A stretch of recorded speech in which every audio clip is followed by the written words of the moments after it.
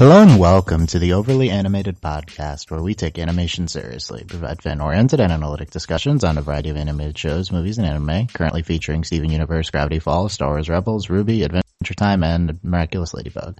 I'm Dylan Hysen, and today I'm joined by Delaney Stovall. Yep. Today, Delaney and I will be discussing the latest episode of RWBY Fall, the 6th episode of the 3rd volume of What RWBY. a shocking title. Wow. Fall. Yeah, do you get it? Do you get why it's called Fall? Do I? I don't know. I mean, Do you guys? Do you all know?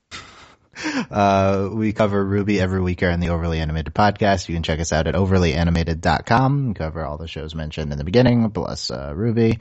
This is the last RWBY of 2015, but we'll be back covering it when it comes back on January 2nd. But first, we have a lot to get into with Fall. So let's spoilers for this episode and all of RWBY. Yeah, I mean, we've been sitting on this episode for like a day, and we're ready to go. Delaney, what did you think of Fall? Okay, so before I watched the episode, I had seen everywhere that everyone was like insanely angry, and I was like, great, awesome. I get into the episode, I'm like, okay, this isn't that bad. I mean, I'm a little confused. This is some like Avatar / Three Brothers crap, but alright, watching this is fine. Like, I mean, it's hard to be, I don't know, like, the backstory seems okay, like, I'm fine with the legend thing. This is interesting. We're having some world building. This is cool. It's a little weird and doesn't make a lot of sense, but it's fine. And then the fight we had a good fight. It was a good fight. I enjoyed watching it. And then I screamed and wanted to tear my hair out. And I was so unbelievably angry in like half a second. It was insane. Yeah, okay. I don't know if, like, I was expecting to be angry because it was a bad episode, but I liked the episode and I was just angry because of what happened in the episode. I thought it was a good episode, like, and it was plotty in a way that wasn't, like, annoying. Like, we actually, like, made some progress for once. Yeah, okay. So the first thing to say about this is that we actually had, like, a plot episode of the show. So previously we've been complaining that we basically just had 5 first episodes of RWBY in a row. And last week the big debate was, I think that we thought that this was, last week's was a good episode on its own, but in the context of the 3rd season, it was like really bad because we're not advancing the plot at all. It was like the 5th first episode. Yeah, and I stand by that last week's episode was good, on its own. And, this week I think is the exact opposite for me. I think the episode itself is like really bad, and that in the context of the overall season, it's somewhat satisfying because we actually have plot movement. I think I agree with that. Like, it's not like, if I had just like, as an episode, this episode's like, okay. Granted, you know, that's all we do. You know, we can evaluate as a part of a season and on its own. So on its own, blah. But for the season, oh my god, finally progress. It's like, like finally taking like at least more than 3 steps forward. The good, there's much less good than bad, but the good this week is, the fairy tale, when we get that animation style again. And it's very well done. And then the fight is clearly the best of the season. So that's the good. And let me preface before I tear into this by like, I don't know if you haven't listened before, I do like this show. It's probably my favorite show. Oh man, if you have right to now. preface with you like the show. But like, I'm very upset at the terrible storytelling that took place this episode, and I really just want to like not just criticize everything else in the episode except for those 2 things that I mentioned. So I don't know, like okay, so there's 2 bad things right with this, right? In general, there's all the bullcrap storytelling that happens before the fight, right? All of that's just like complete like bullcrap. I'm gonna say crap a lot instead of cursing. And then the ending is also very bad. But to me, like, it seemed like you were more upset over that. And of course, emotionally, like, I was also more upset over the ending. But it's like, okay, that's somewhat of a legitimate storytelling thing, like it's completely, the problem with the ending is it's completely unsatisfying as a viewer. It is one of those storytelling tricks that's like, feels unearned, and you just feel angry for the characters. And you never want to you never want to elicit that emotion in your audience, right? And I know that's kind of the point of what's happening, but you need to realize that this is a story, and you can avoid this. Just and never have these type of beats feel unearned. And we just don't know what happened. Like, okay, yes, it was probably an illusion from Neo, who isn't even in the episode. But I mean, I didn't understand that at first. I assume you didn't infer that right away, Delaney. Well, she left. Well, not Cinder, like Neo. Like, Yes, yeah. I assumed Cinder got up and left, and that's what it was. Yeah, Cinder did leave too. But like, what's Cinder doing? I'm assuming she got. Well, I assume she's the one who's always on the computer. The only thing Cinder could do is manipulate the cameras, right? But I'm assuming that's what she did. Yeah, but that's completely unsatisfying because everyone in the audience would have actually seen what happens by looking at the. So like, if they actually saw it and then their memories were manipulated, like that's actually a psychological effect. Is you can be tricked to what you saw is not real by seeing like replay of it. But I don't think that's what they're going for. I think they're going for an off-screen Neo, like altered Yang specifically's perception of Mercury attacking her, and like that's why she did that, which is just super unsatisfying. Like, why is this where you're going with that? I hate that in almost every way. Like, if you want to have Neo there executing it on camera, then maybe that's okay. And that's the only explanation which kind of makes sense because everyone's actually looking at the stage. So but no matter what it is, they screwed up. So it was just really bad at the end. But I have like, no idea what happened. But like more than that, I'm just very frustrated that we're gonna try to expand this series, undeveloped mythology into further absurdity without first giving us concrete details on the current mythology that we have. Everything. Like, what's a semblance? What's dust? We don't know. We don't know. Everything with dust I do think is somewhat concretely established. I've heard disagreement on that, but, I think dust is fine, but literally in this episode. Well, dust is fine in that, like, at least based on, like, previous experience with other things I've watched, dust tends to, like, act the way dust is a very common, like, fantasy trope that, like, is, like, that's an established trope, but I mean, as the show, it is not established, if that makes sense. Like, as a viewer who has seen things like dust before, I'm fine with it, but like, in the context of the show, there's been no establishment for dust. I think it's somewhat right. I also think that, we forget about, like, the first episode. They did a ton of work there. Well, the thing is, there's a difference between showing dust and, like, vaguely being like, this is what, and wanting people, and, like, and people, like, wanting dust, and, like, actually saying what dust even does. Okay. Like, yeah, I somewhat agree with that. Stuff. Yeah, but so here's the problem. We're arguing about dust, like whether that's concretely established. In this episode, we literally have, is it, dust? Is it, a semblance? It's more like magic. Like, oh my god. What? Seriously? Stop explaining. Anything in this series can be explained as magic. Like, stop. Don't say it's magic. Oh my god. It's so bad. Well, no, the thing is, the word, like, it's like, okay, so now we have, like, dust and semblance are, like, real.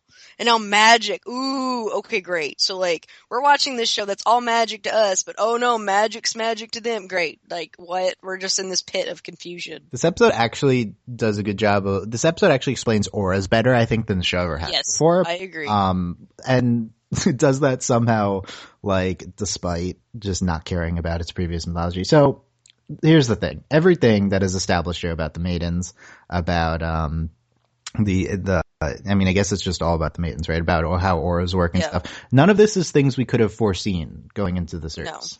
No. All of this is just added on. And it's not foreshadowed. It doesn't feel legitimate. You can't just... Like, they talk about guardians, but there's no way you could have... Wait! I did guess this! Did you? Remember, they said maiden, and I was like, this means something.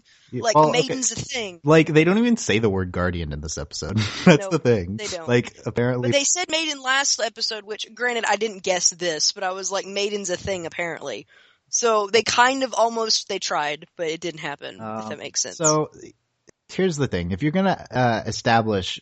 If you're in the third season of a show, you've had people know what to expect at this point. You can't just throw something at the audience without like heavily foreshadowing it, without explaining it a lot. You have a concrete established mythology. Like, you need to stick with that. You can't do this. You can't just throw things at the window. They said guardian like twice, and they said maiden once, and there was no way we could have guessed this other than like, they're going to choose somebody. But then how are we going to guess this weird like backstory thing? Like, no way. Like, I don't know.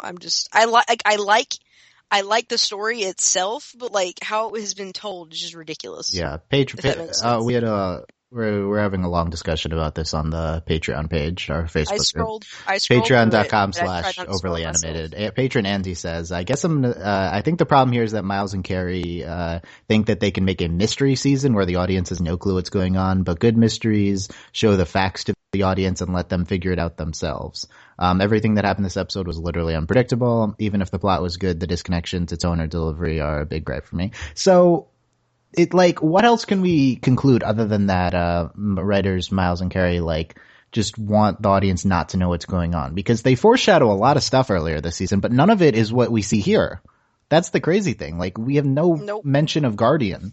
We have a ton of foreshadowing about a conflict between Ozpin and Ironwood and just nothing with that. Last episode did show Pyrrha, so that's good, I guess, but just, it's the only good foreshadowing that the episode may have had is by mentioning Autumn's name, right?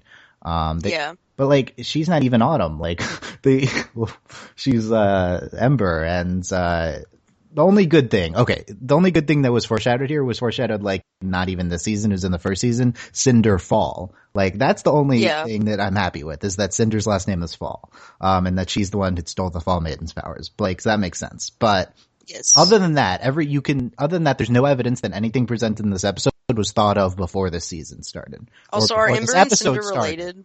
What? Are Ember and Cinder related? Ember and Cinder might be related. I've seen that theorized. Okay. They look similar, and then I was literally Ember and Cinder. Their names, come on. Yeah. It's possible. But yeah, that's the thing. None of this, it's possible that they made all of this up before even, they didn't know any of this was going to happen before this episode. We have no evidence of that. That's terrible when we've just other than Cinderfall. That's literally it. I guess Autumn was their code name, but who was gonna figure that out? We just thought that was her name. It's just very unsatisfying, and some of the worst storytelling this show has done. And on top of that, we'll get to it when we don't need to go through everything, but they're monologuing this new mythology. First of all, your exposition. The show is actually we know the show is capable of good exposition. The first season was all exposition, and it was pretty well done most of the time, except for all the John stuff. But here blissfully we have not seen much of. Yeah, even though now I have no faith that Miles won't bring him out again. But we have just characters monologuing things we had no concept of that were happening. It's bad exposition. It happens too late into the season. It happens too late into the series, and while we are monologuing this exposition, we have Crow making fun of the exposition that they're telling us. Yep. Nothing pisses me off more than when shows try to make fun of what they're trying to convince me of as it's happening. Oh my goodness, Crow's lines in this, I hate that so much. You're trying to sell me on something that you didn't legitimately foreshadow. Stop, trying to make fun of your dumb mythology by having your sarcastic, fairly well built up character before this say that. Crow is now back to being terrible because he was awful in this episode. It's not his fault, obviously, but, he didn't give himself those lines, but he's not. Well, I don't really think it injures Crow's character so much as just it completely weakens the entire plot of the episode. I do think it injures Crow's character because I think it reduces him to, the sarcastic, there's no characterization other than just being a sarcastic guy in the Guardians group or whatever. I actually think that's a good, he clearly doesn't care, when he's with them. So granted, I don't know if I want to see him kind of care when he's in this setting, but I'm also kind of it's kind of interesting that he's part of this group, doesn't care, and then he's the coolest uncle ever. So I don't know. It doesn't bother me. I was just more what is going on? It's regardless of Chris' character, because that's not even that important. But yeah, just that sequence was the most infuriating thing. What's good here? Let's go through the episode, I guess, and we can get into more of this. We have this intro, 5-minute sequence with Pyrrha in Ozpin's office, and none of it matters. Nope. We get the Fall Maiden, the season's fairy tale flashback, which I don't think is awesome. I don't think it's good writing. I think actually 0 of this episode is good writing. The script was terrible all over, and I have nothing good to say about it. I think what's good about this was the animation, right? Yes. So that's what we had there. Also, I will always be obsessed with the Tale of Three Brothers from Harry Potter, and I just will things like this love. love, even though it was bad, I love it. Like, other fairy tales that were mentioned, we had the two brothers. We had the Shallow Sea, the Girl in the Tower. The Girl in the Tower seems standard from our world. Shallow Sea, yep. Interesting. Yeah, we had so there's a man that grants the maidens incredible powers in return for their kindness to share with the world. They wield tremendous powers without dust, like semblance, like magic. Oh my god. Do we want to try to? So one thing I've seen speculated. There's a lot of things you can speculate on in this episode. None of it, like, we can actually determine anything concrete, but like we could, like, okay, I've seen that, okay, the man in this fable is actually Ozpin and he's like immortal or something. Like, they could pull something like that. I've had my suspicions that Ozpin's immortal, and the fact that, and like, some of the dialogue in this episode, like, can make you think that like he, like, cause kind of the weird, like, Pyrrha being like, well, you're not even that old. Like, that's a really awkward line. Like, yeah, you could see that as foreshadowing, right? That, you're not that old, Professor, right? I mean, in reality, that's Miles and Carrie trying to make dumb small talk, right? But, I don't know. You are next, who's we? We're the same teachers and headmasters you met when you arrived at Beacon. Protectors of the Sword. Okay, I want to call the group the Protectors because that's the most concrete word we've had. That's the one. Also, that line was so awkward. I like cringed. Glinda's kind of cringe, like, all the time with all her dialogue. Like, I want to like Glinda, but yeah, she never says anything good, so that's okay. Like, I'm just like, ugh, Glinda. Also, do we know why Pyrrha is next in line to receive the Fallen Maiden powers? I know that Crow makes fun of it in this episode, but I don't think we ever actually learn why Pyrrha is the one who would receive. And she never asks! Like, Pyrrha, this is number one question. Like, why don't you ask? Like, that's the thing. This episode doesn't even present the mythology that this episode presents in a good way. Like, that's the one thing that it starts off with. It's like, Pyrrha's next in line to receive the powers. No, we never learn why, and that doesn't even seem important. That's the thing. Like, we start off with Pyrrha's gonna receive the powers, but it doesn't matter because we're just gonna transfer, Ember's consciousness into Pyrrha's consciousness, and then her powers aren't going to move on because they're going to stay within her, right? So that's the conclusion. So who cares if Pyrrha's next in line? That's irrelevant, and also it just doesn't make sense. If Pyrrha was next in line, they wouldn't need to transfer the consciousnesses. Like, well, and they talked about, like, the way they know who it is like, it's like their last thought or whatever. But then it's like, she's not dead. Like, what? Yeah, well, I guess if she's in a coma, she would have had her last thought already. But, like, so that's what they're worried about. Well, she hasn't. That's the thing. They talked about they're going to hopefully see her assailant, but they don't know. Well, no, I think they're saying that she saw her assailant before she, like, no, there is no actual concrete. Like, they don't actually know what happened. Like, they're afraid of what's going to happen. So they are afraid. Yeah, no, I think it's a legitimate, and that part makes kind of sense, given what they present. But yeah, I think what I'm saying about Pyrrha is true. I mean, maybe I'm missing something, but like. Well, no. I mean, the thing is, they don't. I'm agreeing with you. I don't understand how they know it's Pyrrha because it's supposed to be her that's supposed to be. Well, like, they're just they're speculating. They speculate that it'll be her assailant, but then, like, obviously, like, why would it be Pyrrha, right? Like, that's the only concrete speculation they have. It's more like they just pick her. And also, previous episodes presented it as Ozpin picking Pyrrha because of her abilities, right? So unless that one of the criteria for the passing on of the Fallen Maiden's powers is whoever Ozpin thinks, right? Maybe that's what we're hinting at, like, Ozpin's the old man, therefore he has control over this.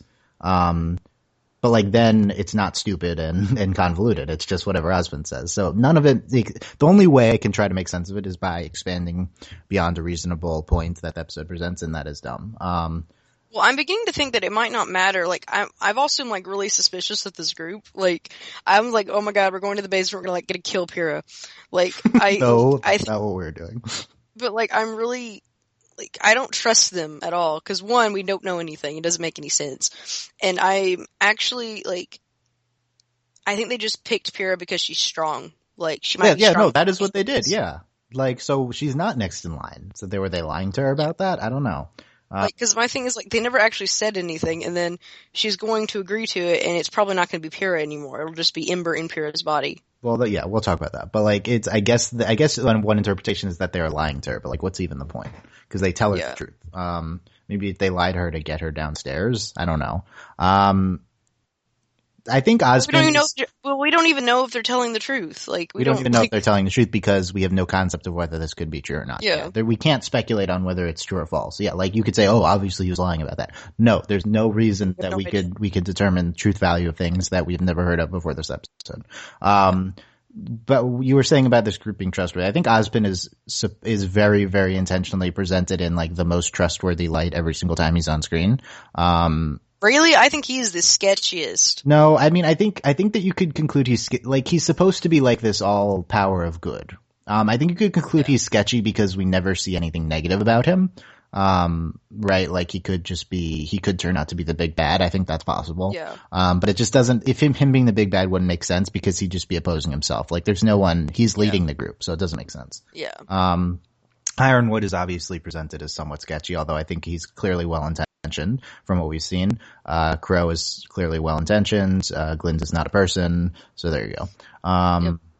Yeah, they go to the vault under the school, which, I don't know, I started thinking of the recent Doctor Who mythology with going to the bottoms of alien planets. But, maidens, okay, so let's recap the mythology and then we can comment on it.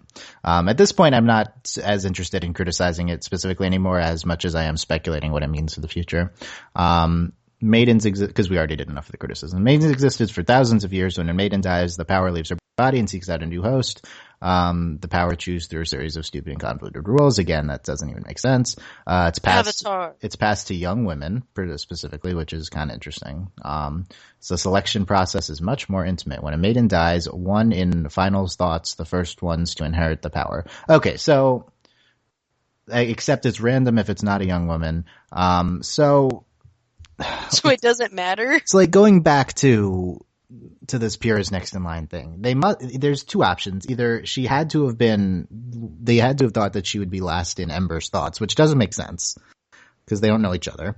Unless Ember's secretly her mom, right? Like, or there has to be more to the random than what they're saying, I guess, which is dumb. Well, I'm just curious is like, for them to be in their last thoughts, is it either like magic, like, oh, like, okay, I'm predicting, I don't know, like, the whole, like, being in the last thoughts makes, like, no sense. Cause then in that case, it's like, what is the nature of this power? Cause, like, we know, like, with the, I'm just gonna keep referencing Avatar, cause that's what this is right now. And, like, the Avatar spirit is, like, its own thing. Like, it kind of has, like, its own thoughts and, like, does stuff. But this is, like, what? Like, this doesn't make any sense. Why are you in the last thoughts? Like, what?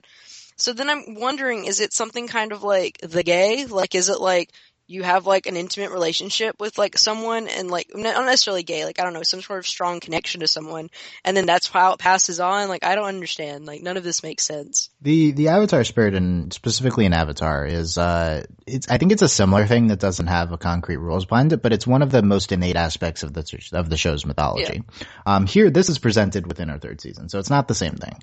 Also. No, I agree. Also, Avatar has a lot of, I don't know, Avatar never tries to get into, like, the show, like, in the same episode, it's like, oh, we've made huge scientific advancements. Well, the thing is with Avatar is that, like, it's reincarnation. That makes sense. Like, that. It's also based off of a real world thing, which you could argue that this is reincarnation, but then they try to, like, make it really dumb, right? So. Like, well, it's just like, it doesn't make any sense for, like, why are they in their last thoughts? Like, is it magic? Like, what is it? Like, I don't understand. Yeah, I mean, I don't have too much of a problem with that. Like, if I'm going to accept that there's a power that reincarnates, I don't think it is. I don't see it's that much of a leap that it's a last thought thing. Well, this bothers me because, like, there's no connection to why it would be Pyrrha. Well, that's the problem. That's the problem. That's what I've been ranting about for like 10 minutes. Yeah, that doesn't make sense. I know. Pyrrha's here. Because that's like, you can't establish something and then like turn around and like be like, well, that's not what's happening right now. Then why? Yeah. Just why? I don't know. Yeah. Like, that's the thing. Like, the problem is we're shoved so much stuff in our face here, we don't kind of question it, but then eventually you do question it, like, and it starts to fall apart what's shoved in our face. Yep. So things are getting scarier out in the world. War, not a war between nations. So this is another problem. Stop telling us that things are getting scary in the world and not showing us that. Like Like they showed us Grimm like once, and it's the Grimm in like the whatever place. they've been doing this all season. Like, why are you panicking? There's 3 people hiding within your school.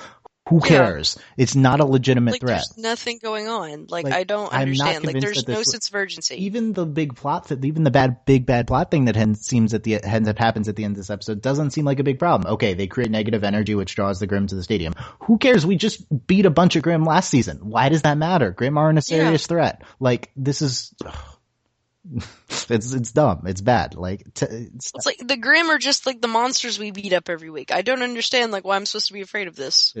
I mean, it's somewhat of a problem that everyone in the world is in the same place right now, but like, that's not enough to keep telling us that things are getting scary in the world. Also, when everyone's been trained to fight, like... Yeah, also everyone can fight Grimm, and that's what they're going to school for too. Yeah. Okay. A maiden was attacked and part of her power stolen. The current fall maiden, Amber, she's still alive for now. Atlas technology is keeping her stable. When she passes, we don't know what will happen. The last thoughts of the slain could be the attacker. The power could be split and seek out the other half, in which case then, Pyrrha being here wouldn't even be relevant. So all of this. Okay. I don't necessarily have a problem with Amber existing, like we had her referenced before. I think it's kind of interesting that her power was stolen, but like, this almost borders on breaking the rules that you just presented. It's not that much of a problem, but like, I mean, they're about to steal her power too, but so then I'm curious, like, is that how Cinder did it, or like? I think Cinder hooked up a transfer machine, right? And that seems like not how she did it, but we don't know. I know, but like, how did she do it? I don't know. Also, we haven't seen this power manifest from Cinder at all, right? Also, we haven't seen Cinder do anything. Yeah, I mean, the big question is who are the other maidens, and we'll talk about that. But like, are they the other people who are named after seasons? I guess not, because Amber is not fallen. Like, that's the thing. Like, what were we foreshadowing this by having a person named after every season except for spring? Like we had summer, rose, winter. We had autumn referenced. We don't have a spring, but was that foreshadowing? What was that? Because they're probably not the maidens, right? So right. Well, what I think is interesting is that, like, I mean, for my first thought was like winter, and I think it's interesting in that, like, it makes sense why we have a name like that. Like, it's part of like a legend, and so like they name their kids. Like, I think it's a good like subtle world building thing. I mean, there's no way it can be foreshadowing. Like, there's no way to figure that out. Like, literally no way.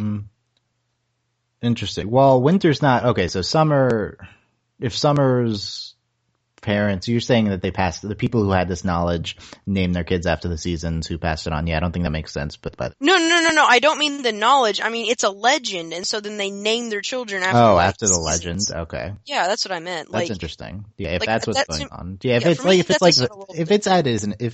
it's that innocent, that's fine. Yeah. I also think the other thing would be stupid because like, I don't understand how Winter could know, because Winter doesn't know anything. I mean, maybe you have to like know that you have the powers to activate them, but we didn't hear that here, so I don't know. Who is Amber? Where's Amber from? We don't know that yet either. The why secret used to be common knowledge, but their protectors protects mankind and the maidens. People used to hunt the maidens. The Brotherhood removed the maidens from public eye. Goes against thousands of years of human history and religion. Knowledge will cause panic. So I think it makes sense that they would make it secret. That seems pretty intuitive. Yeah, that seems legit. On the patron group, Shayna and Andy ranting about the use of mankind in Glinda's speech here, which I think is warranted for two reasons. One, it's an outdated and sexist term, especially in a show that features female main characters. Two, it completely ignores faunas and faunas, right? So unless they're called man too, that doesn't make any sense. It's like, one, it's sexist. Two, it doesn't make sense within your own mythology. Please choose your words more carefully next time. Yes, be better. Yeah. Next is I will become your fall maiden, says Pyrrha. Won't be able to inherit the power naturally, Irwin says. Atlas studying aura from a scientific standpoint. So this actually really appeals to me, like what they do with aura here. Yes. First of all, I didn't know aura was a soul, which is what they presented as here. Like that aura is consciousness, right? That's what they're saying. Yeah. I didn't know that. Did they say that in the show? I mean, I think it's could have, like, I'm not saying it's something that everyone would have gotten out of it. I didn't get it out of it, but I'm assuming that's something you could have, like, kind of inferred from how they talk about aura, like, in season 1. I thought aura was just a shield. Like, that's all that, I mean, that's the practical use of it we saw. Well, they talk about that's the practical usage of it, but they always like focus on how it comes from within. So I do think, like, that is something, like, this isn't a big leap. Yeah, I mostly agree with you. Coming from within is much different than being your within, though. You know, like. No, I agree. So if maybe. Well, I didn't take it as aura is her consciousness. I took it as aura is tied to her consciousness, and her power is tied to her aura, and we have to have all of those things. That seems dumb. Like, I want it to be consciousness. That's more appealing to me. Well, that's not what I got out of the episode. Like, to me, it's like her power is linked to her aura, which is like. Yeah, but the problem is that they say that once her aura goes into Pyrrha, she might not be herself. So doesn't that just have to be her consciousness transferring? Like, that's the only thing. I don't know. I wouldn't call it, like, conscious. I don't know. The way I took it was like I don't know. I think they're trying to say that it's her soul. Like, I think that's what they're saying. Aura equals soul. I don't know. I mean, soul is not a real thing, obviously. So it's like whatever you defined it as. But, like, it's someone's consciousness is also not a real thing. So none of this is, Yeah. I mean, I'm thinking of, spoilers for a 2015 movie. I'm thinking of, Chappie. And they get into consciousness transfer at the end of Chappie this year. And,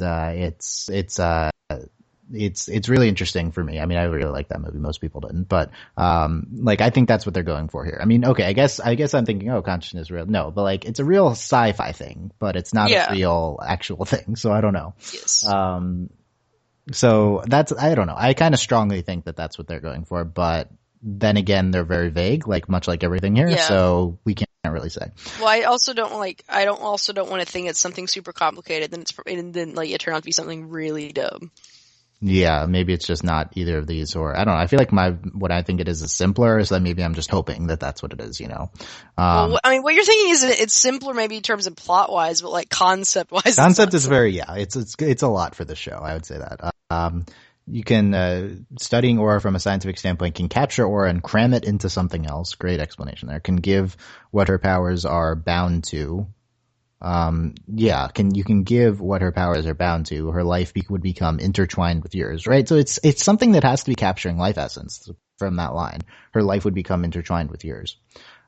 Question is, what is it going? Well, I think I just don't like your use of the word consciousness. Like, I think that's what it is. I don't think I like that word in use here, if that makes sense. I'm trying to think of another word for it. I mean, I think soul. I think those are the only two I can think of. Personally, they're the same. They're the same thing. Like in the religion mythology and the sci-fi mythology, they refer to the same thing. I just don't like the word consciousness in this context. I think if you'd seen Chappie or like maybe District 9, apparently they go into that. I have seen District 9. Do they do consciousness transfers in District 9?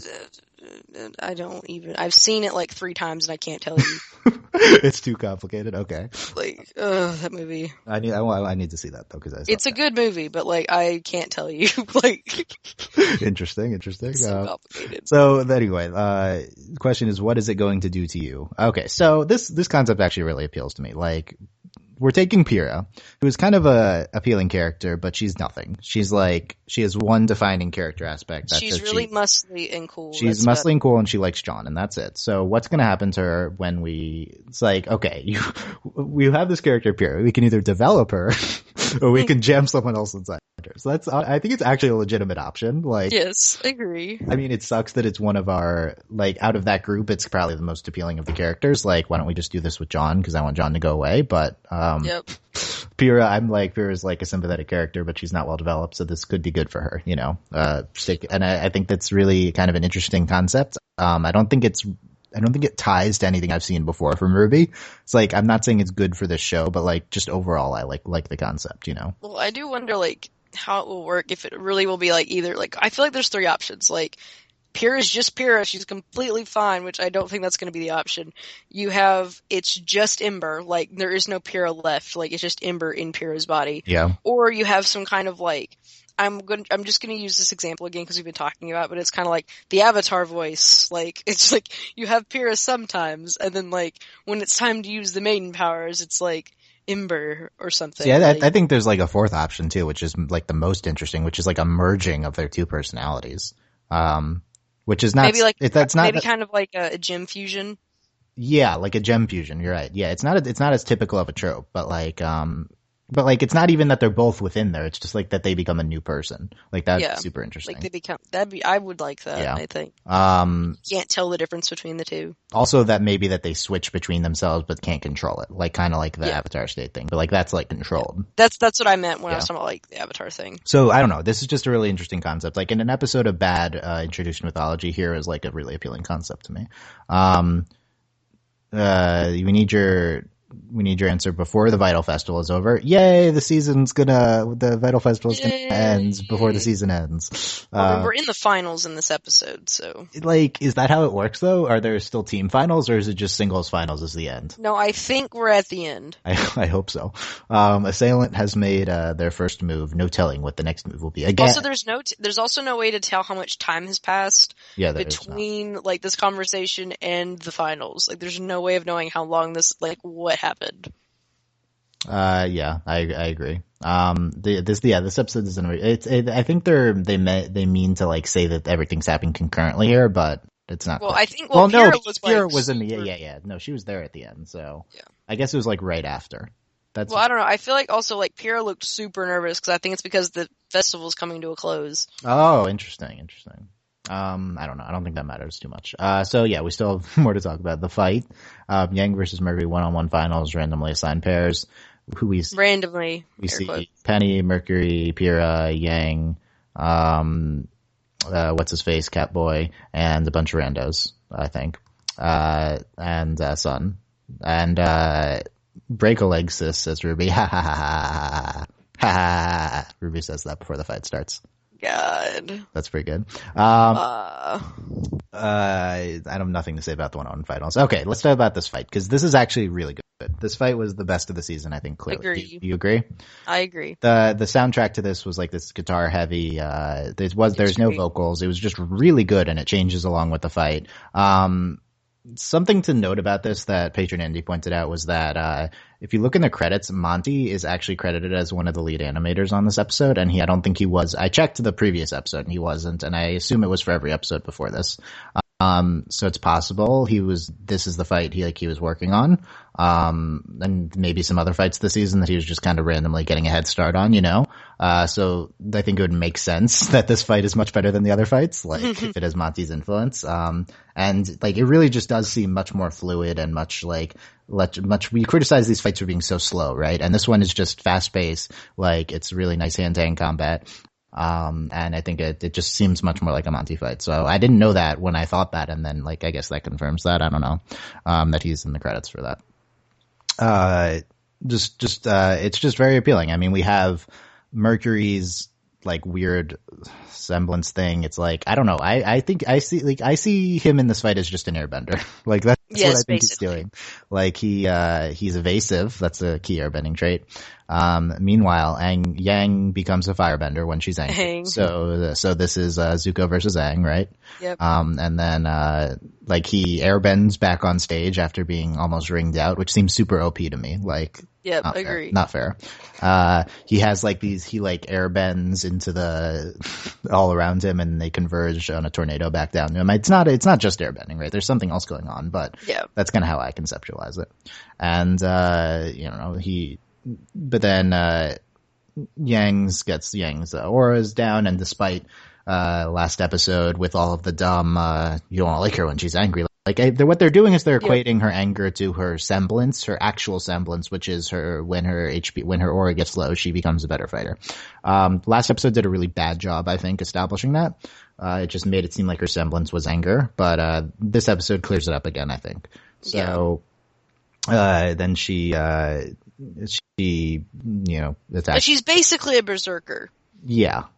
She just gets better. Like, and also I think this fight is good in that we had it established that the villains know everyone's semblance, and it should become clear that something's up once Mercury loses to her semblance, because Mercury knows what her semblance is. So I think that's pretty well established too. Yes. And then we have the thing at the end. which we talked about in the beginning, that we see him on screen, we see him kicking her and she breaks his leg, and then everyone's like really repulsed, and then the Grimm turn towards the stadium, and there's the police robots and stuff, and Emerald comes on screen and is like, why'd she attack me? And then there's the replay, and then it's not what we saw, and then Team Ruby is shocked and sad. So good seeing Emerald again. Of note, we see no Blake lines in this episode. Nope. None. So when will Blake speak? Or Weiss, but Weiss had plenty of time before this. Ruby had like one line, yeah. So this is just like really we talked about why this was bad in the beginning, but further points on why this is bad. Yang is not the character to do this with, because Yang is like not a well-developed character. So I'm not saying that you should not like Yang, and I'm not saying that Yang is not awesome. I also agree that Yang is awesome, but Yang has had by far the least development of our four main characters, and she has also displays like the least range of emotions. She displays like other than it's like anger and happiness, and like she's just less of an established character. So she's not the one I'm going to feel the most terrible for this happening to her. I think it depends on how they go with this, because it could be a way that like this is like the best person to happen to, in that like what the ramifications are for the team. Does that make sense? Explain that more. Well, it's like depending on like where they're going with the plot, because obviously Yang's like going to go to jail or something. Like, I don't know, like bad. This is bad. Clearly, like this is bad. And I think that this, like, it could be a tool used to further develop Yang, or in that, like, if we had done this to Ruby, it would have been, like, ridiculous, like, the plot standstill, if that makes sense. Like, because there are things, like, depending on how you set up characters and plots, that, like, if you do something to a certain character, and yes, you can always write your way out of a hole, but it's not always a good thing, that you could bring the plot to a standstill. But if you do this with Yang, she is a point for development for Ruby and like for the rest of the team. And then this way the team can still function, like if they need to like break Yang out or whatever. Like, I don't know, does this make sense? Like, well, you're saying that Yang is like, because Yang is the least of a character, then the plot can still move after this, which is like bad. Yes. But that's true. I'm looking at more from like reaction to this episode. You know? I mean, well, I think this is. I had plenty of reaction, and I don't like, because my thing is like, yes, Yang is the least developed, but in all honesty, the only one who's the best developed is Weiss. So like, it wouldn't really have mattered anyway. Does that make sense? I think that there's a big difference between Yang and like Weiss is clearly our most developed character, and then I think there's a big difference between Yang and Blake and Ruby. Like, I think. Well, I love Blake. Blake is my favorite character. No, I think Blake's had a lot of development. Like season 1, she did. I don't like, yes, development, but I think given how very little this season our main characters have been on screen, I think in this particular instance, you're saying recent memory trumps like yeah. I think that's probably true. Also it doesn't matter who it was. Like, this is a shocking moment because we literally had no idea what was going on, and this happens, and you're just angry. So yeah, let's talk about I'll talk about why this sucks. Like I said it before, but this is unearned, and it's unfair. You never want the audience to feel like they've been cheated. And we don't know what happened here. And we won't know until next month. Like, we do know like what happened. Like, the only thing that makes sense is it's like an illusion from Neo. First of all, let me rant about that a little bit. I didn't even remember that Neo did illusions. Like, I know that was a thing at the end of last season, but she's like barely a character.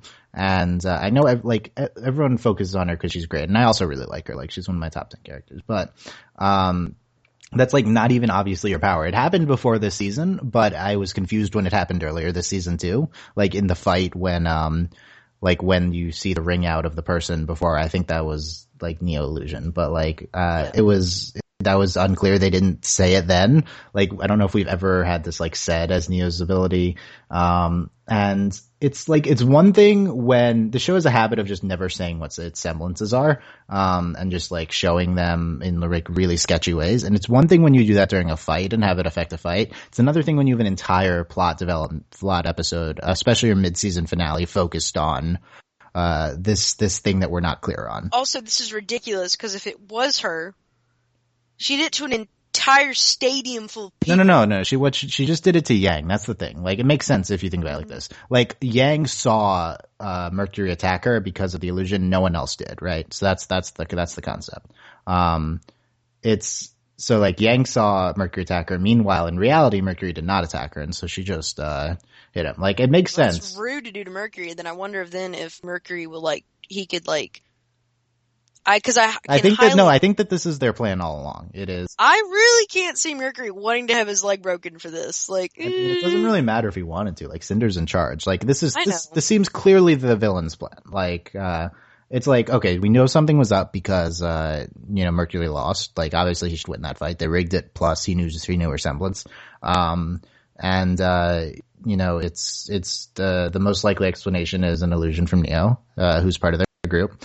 And I guess he just took the fall and had his leg broken. I mean, it sucks. I mean, I don't know. Just based on Mercury's character, like, granted, we don't know him a lot, but like, I would really, really be like, wow, broke his leg. So you think that this could cause some dissension? Also, like, yes. It's not only that she broke his leg; it's that she could have killed him, right? Like, it's not clear that this was all that would happen. Yeah, because that's my thing. Is like because when you go to something like that, it's completely based on what they think Yang's going to do. And yes, like they know people's semblances, but you can't predict how someone's going to react. Like, obviously they'd be like, yeah, she's going to attack, but they wouldn't, like, how could they have known that she would break his leg? Yeah. Like, does that make sense? Because, like, they literally just had a fight and nothing got broken. There are only 4 of them. This is also the first time we've had a fight. There's only someone get injured. Yeah, there's only 4 villains plus, like, 1 captured who we haven't even seen, like, this season. And, It does seem really risky to have one of your very few members, like, potentially die from this plot. Is the negative energy really...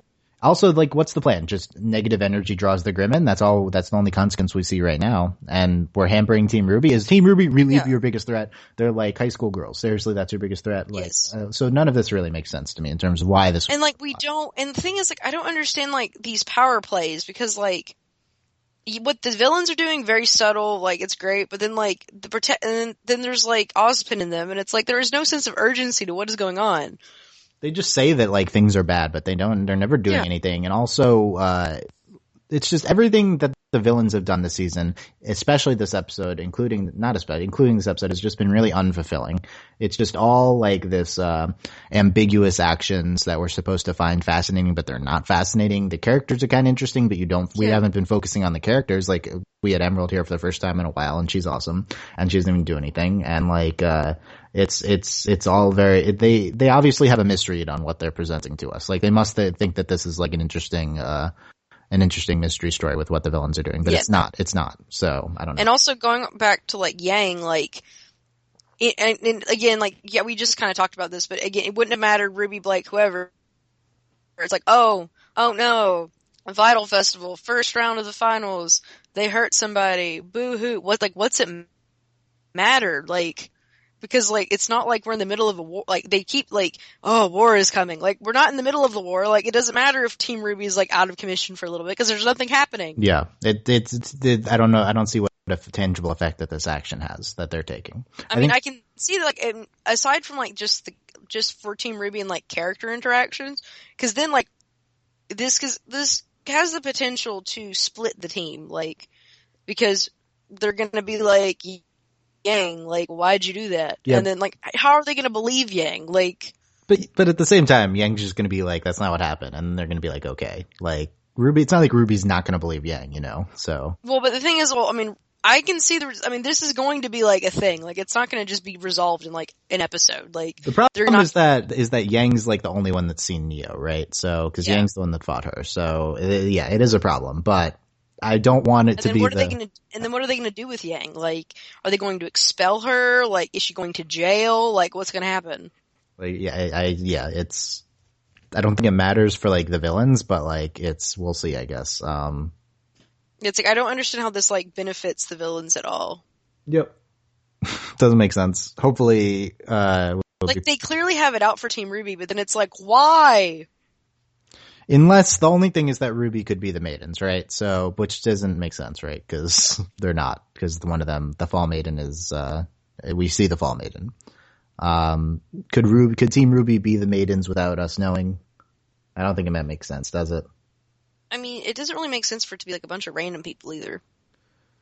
Yeah, I mean, I've seen this through it. Like, I don't, from a thematic standpoint, I mean, your four main characters could represent the four maidens, but, I just don't see how it works. It's like, they'd have to be maidens without them knowing too, right? So. Yeah, well, I mean, what I'm seeing, granted, I don't even know what the long game is for the show, like how long it's gonna go on, but like, if like the eventuality is that all of them to become maidens.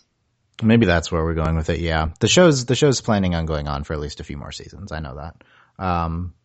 Yeah, I don't know where we're going. It doesn't really matter where we're going because we had half a season and this was probably one of the worst stretch of episodes for the show. So it like doesn't matter if we go someplace good, which it doesn't even look like we're going. So yeah, I'm hypercritical of this episode. At least the festival's almost over. Yeah, at least that. If not now, because they could cancel it now. They could cancel the festival now. Yeah, would they do that? I don't know. Well, my thing, I don't know. Like, I mean, again, like I liken it to like the Tri-Wizard Tournament, and people died in the Tri-Wizard Tournament, but this is also the first time we've ever seen in RWBY, like, someone actually getting hurt in a fight. Yeah, well, it's because it's a rare situation where the aura depleted, and then they continue after, yeah. Yeah, so, like, I'm just like, which then makes me think of aura, like, you're talking about aura as a shield, so you stop after the aura goes down. So, I mean, she could have killed him, but then it's like, oh, so if your aura goes down, it's just you can actually get hurt. Yeah, that seems to be what they're going for with aura, which is not satisfying to me. Like, aura stopping bullets is not satisfying to me, but I've ranted about that before and people disagreed, whatever. It's or you can't actually get hurt unless aura is zero. Which is like, that's fine if this was like, if this was like a show that was like, I was watching this show on like Nickelodeon, because that's how that's how like cartoons work. It kind of like, it's a video game, right? So that's what they're going for with that, but I don't know. Well, I mean, I think it's fine visually as a video game, like having the bars like that. But then it's unsatisfying plot wise. Like, yeah, I agree. And I think that's why they haven't focused on it. So, because if even like it looks like a video game, and like, yeah, like visually that's what's great about it, and like not just the animation style, but having bars. But then like, even when you're playing a video game, like, I don't know, like that's not how it works. So, yeah. I don't know. So it's like your health bar. I don't know. Overall, not a good episode. Probably the worst of the season. IMO. It's the one that pissed me off most. There may have been worse ones. I don't have a problem with I don't necessarily have a problem with what was presented in the episode, but just how it was presented, because like we're at this point and it's like, now we're doing this. I have problems with both. So there you go. The season had some redeeming aspects. Like we had a ton of praise for Weiss's character development and Winter. That one episode, if you listen to that was our longest one on this season.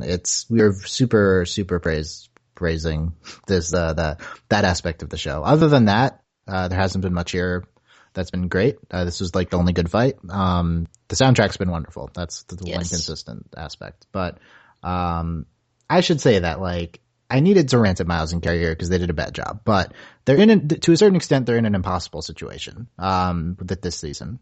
And I tried to say that in the beginning, but like of our podcasting on the show, but like they're thrust into responsibilities that they hadn't had before, taking over for like an irreplaceable creator of the show. The show is like his entire vision. They're in an impossible spot, and criticizing them beyond pure criticism, I think, is not warranted. Like no personal hate, I think, is warranted here. Like a lot of their actions could be problematic from a social standpoint. Like we were talking on the Patreon group how Carrie didn't think Korosami was properly set up. So, like I don't trust him to handle things from a social perspective well, but it's still I think like they've done a fine job with RWBY in and of itself. Like yeah, they miscued with Mankind here. Yeah, we haven't seen any non-straight characters. Yeah, like we're thrusting men into power positions too much in the show for a show that's focused on women, but like I think they still deserve the benefit of the doubt with that, and just obviously in general. So like the criticism stops here for me. I'm not willing to go beyond just talking about how bad of a job they did in this episode, but like overall they've done a lot of very good things with the season. And I think that their work on the show before this was also very good. And I'm still going to watch RWBY. and I still think that the show could be. I still think like the season was very good up to this point. Like it's not very good, but like even if stuff was bad, it was still like a good show. That's what I'm trying to say. And also, like in comparison to other things, like in context of like this is still like one of the best shows being produced that's out there right now. It's like, it's one of the only animated shows that's going this deep on story, right? Like, that's why we're talking about it on this podcast. And also, like, one that, like, I can't think of another show where it's, like, 4 main characters are women, and then our villains are women. Like, we shouldn't forget that. I think that is... Like, that's important. That's very true. Like, I think that trumps, dumb word usage and stuff like that. Like, yes, Ozpin and Ironwood or whatever are, like, leaders, but, like, they're not, it's not like they're important necessarily. Well, the problem is that they're being shown as being the most important this season, so that is a problem, but it still doesn't trump the, what you were saying, I think. Like, we have Cinder, who is, like, our big bad at the moment, and then we have Emerald, and then, Mercury. Honestly, is Mercury even a person? No. And then we have Team RWBY, and then we have Pyrrha. Like, it's just, we have these really, like women drive the show. The argument would be that wasn't Miles and Carrie, that was Monty, and I think that's true. I think it was Monty. So I think they do need to prove themselves in terms of being at all caring about women. Like Miles' character John, like if he was responsible for that arc, was just terrible, and not he was terrible. The arc was terrible, and it seems like this season has had more of a male presence than before. Like we had all that stuff with Well, we've barely seen RWBY. Like RWBY, where what are you, child? I mean, she was in the show a fair amount. It's not. She was no Blake here, Yeah. But well, for it to be Team RWBY and RWBY to be the main character, to like not have her. Yeah, you're right. This episode. I mean, she was not. She said one line this episode. So it's. There's still some things to prove from Miles and Carrie, but I think they still deserve the benefit of the doubt with regards to social issues, is what I'm saying. Obviously, regardless of social issues, they deserve the benefit of the doubt as human beings. I think maybe I conflated those 2 points too much, but I'm not gonna. This isn't the end all be all for me in any aspect of the show, even though I didn't like what they did here. So that's what I'm saying. Okay, I'm Dylan Hysen, that's Delaney Stovall. This is, you can find out more about the podcast at overlyanimated.com. As mentioned several times, our Facebook group is one of the aspects of our Patreon. You can support us at patreon.com/overlyanimated. Thanks to our current patrons. Get to chat with us. Yeah, complain about RWBY on Facebook. So Shayna, Mitch, Cordell, Beatrice, Nate, Andy, Jamie, aka Hannah, Fear, Mitch, Corey, University, Beatrice Exchange, Buzz Like Your Mailman. So, so they made a post. Who made the post? Carrie made the post saying next week is a live stream on 12/9, which is kind of interesting, seeing all the cast and crew together, even though they appear on Rooster Teeth podcasts and stuff all the time. 12/26 is the third World of Remnant, and then Chapter 7 will be on January 2nd. So we're not going to cover the World of Remnant, so we'll be back with podcasting about RWBY on the 2nd. I should probably watch those, though. Yeah, I mean, it doesn't really matter, but I'm hoping that this World of Remnant clears up some of the things that they've established here. In the video game, which I'm going to do more research on and see if it'll run on my laptop, and then I will play it. I would be playing the video game if it would run on mine, but I don't think it will, so. Like, I'm willing to attempt. I think there's a good chance it'll run on my laptop. Okay, last comments, Delaney, on the episode overall. I think I liked it a little bit more than you did, but it's just like, I don't know. I think it's the kind of legend stuff they introduced is stuff I enjoy. It wasn't done well, but like, I did like the episode. I mean, and I think it's also the first episode we've had that's like had any plot, so that is something to speak for the episode, I think. I do think, like, a lot of, you seem to see that there's a negative reaction. I think a lot of people were positive on the episode just because it had plot in it. Well, so. All I saw was like, oh my god, this episode. I saw a lot of positive stuff, like on CO and stuff, so I also was avoiding it because I didn't want to get spoiled. And yeah. Usually you don't have to worry about that because there's no plot, but here it was. Okay, So thanks for listening, guys. Let me know what you thought, feedback, YouTube comments. If you disagree with me, that's okay, but be nice and I will respond to you.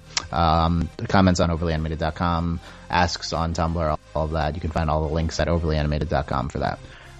Thanks for listening, guys. We'll see you. We'll be back. We'll have more podcasts in between, but not on RWBY. For RWBY podcast, we'll be back on the 2nd. or the third, I guess. Bye.